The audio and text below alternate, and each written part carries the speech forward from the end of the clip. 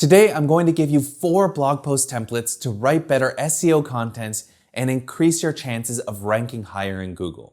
And the blog post types we'll cover include list posts, step-by-step guides, definition posts, and beginner's guides.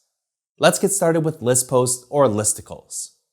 These are blog posts that contain non-chronological lists such as tips, product recommendations, tools, techniques, myths, mistakes, or whatever. Let's go through the different parts of a listicle, starting with the title. Plain and simple, you can use any of these templates. Let's turn them into working titles. 11 ways to sneak snacks onto a plane. 7 SEO tips that actually work.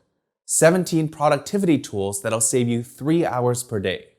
17 reasons why you're not ranking in Google. 4 blogging techniques to grow your audience. Or 8 protein powders for bulking. That might be a lot to digest, but the party must go on. Take a screenshot and let's move on to the intro.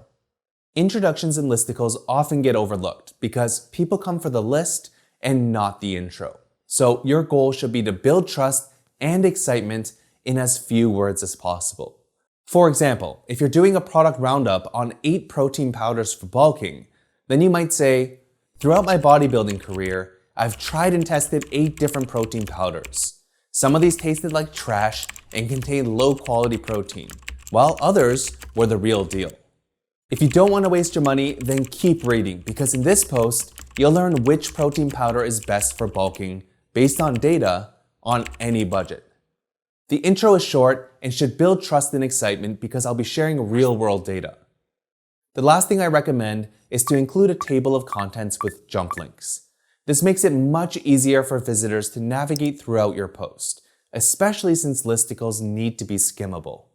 If you're using WordPress, there are plenty of free plugins to choose from. Just search for it, read some reviews if you fancy, and try one.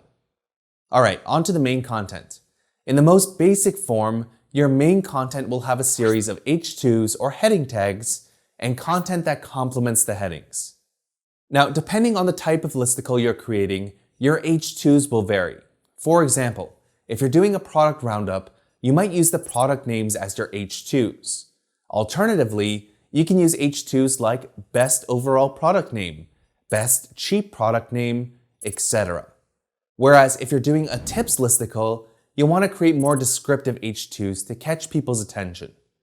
For example, if your post was on 17 weight loss tips, rather than having point 5 as eat spicy foods, you might put number 5, eat spicy foods to burn more calories. Now, as for the content that goes under these headings, you may want to consider creating your own mini template.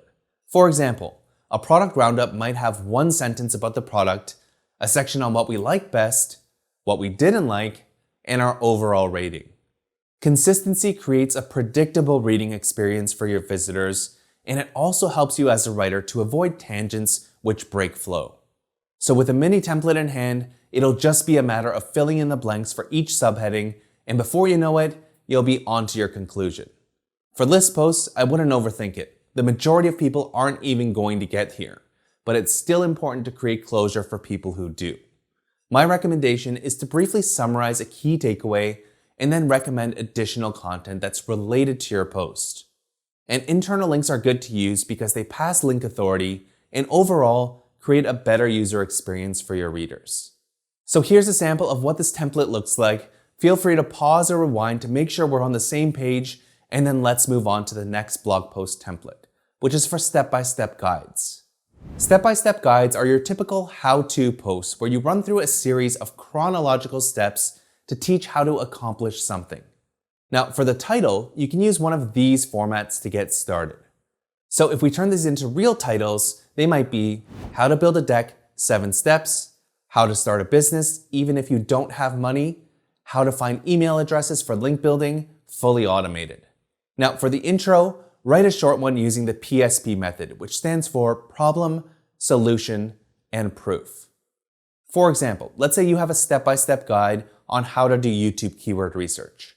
Your intro might read, looking to grow your YouTube channel and attract more views? The trick is to target topics with search demand. This is the approach that helped us grow our YouTube channel from 10,000 to over 200,000 monthly views in 1 year. Now, the reason why the PSP method is effective is because people who are reading a step-by-step guide usually come with a problem. They're looking for a solution, and if you have proof of that solution, you'll get their attention. Alright, so with the intro in the books, we need to write the main content, which will be our step-by-step instructions. And because step-by-step guides have a logical sequence of instructions, you can use your H2s as the main steps. For example, our posts on YouTube keyword research might have H2s like Step 1, map out a hierarchy of topics. Step 2, generate keyword ideas. Step 3, check search intent, and so on and so forth. As for the conclusion, just keep it short and sweet because step-by-step guides tend to be quite long. Again, I recommend adding internal links to other relevant posts so you don't leave readers who want more at a dead end. So from our hypothetical YouTube keyword research post, we might link to our guides on YouTube SEO and getting more subscribers on YouTube. Both are relevant to YouTube keyword research and the readers.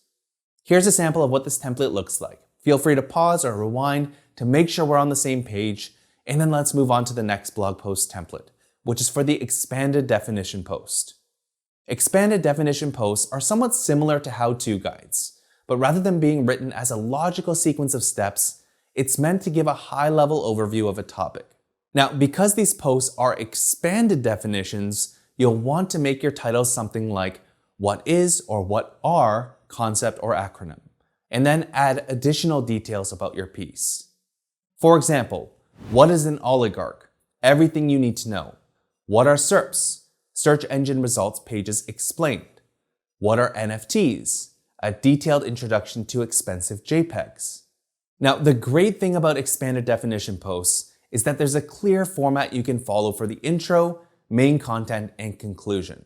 In short, you want people to come for a definition and stay for the details. So for the introduction, you'll want to keep it short and sweet by defining your concept or acronym.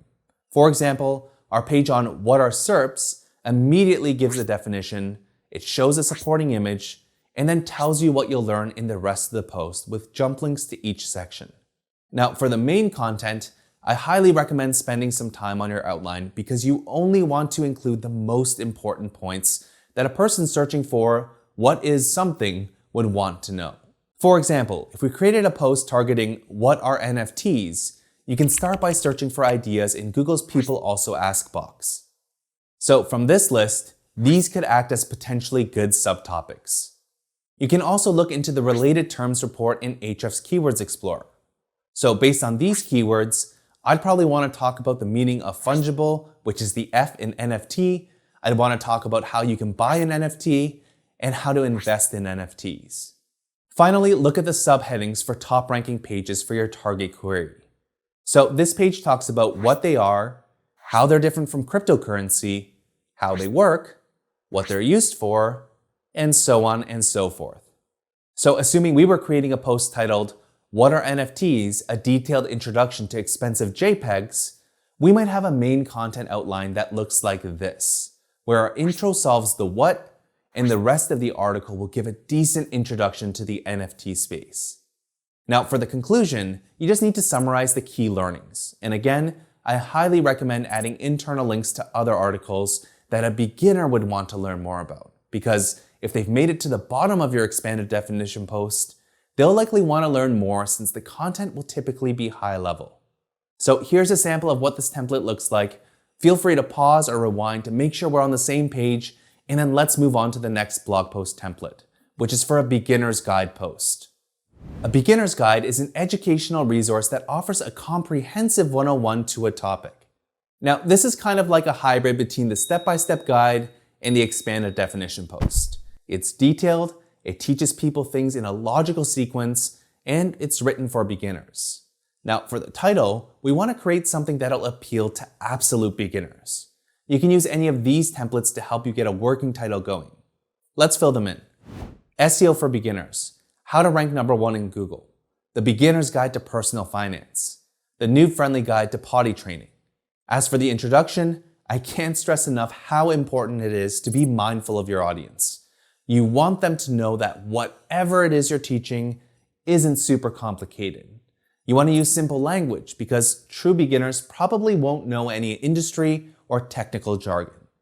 While this might sound limiting, beginners are usually motivated and ready to learn, so you want to make them feel like they can understand it, learn from it, do it, and begin their journey in whatever it is that you're teaching. For example, if our post was on the Beginner's Guide to Personal Finance, I might write an intro like this. You want to be financially secure, but with bills, children, retirement, and unexpected expenses, it might feel impossible at times. I get it. Personal finance can seem daunting when you're reading about 401ks, IRAs, 403bs, and insert whatever number or letter combination here. But you don't need to know every little detail about these things to make and save more money. In this Beginner's Guide to Personal Finance, I'll walk you through a repeatable 7-step process so you can feel secure about your future with no worries. Hakuna Matata. And then I'd add a table of contents with jump links to the different sections in the content. Alright, let's move on to the main content. Just like in the expanded definition post, you'll want to research the topic using a combination of the people also ask questions, similarities among the top ranking pages, and Ahrefs Keywords Explorer. These will be your main subtopics. For example, if we were to do a beginner's guide to SEO, our outline might look like this. These will most likely be your H2s. Now, unlike the expanded definition post, we'd likely go into much more detail on these subtopics, so the hierarchy may need to be rearranged. For example, we might have how to do SEO as an H2, and then the different categories of SEO techniques as H3s. In fact, we might even expand the link building category to have H4s with common link building tactics like guest posting, resource page link building, and broken link building. And of course, we'd give a high-level overview of how to execute those link building tactics. Alright, let's move on to the conclusion.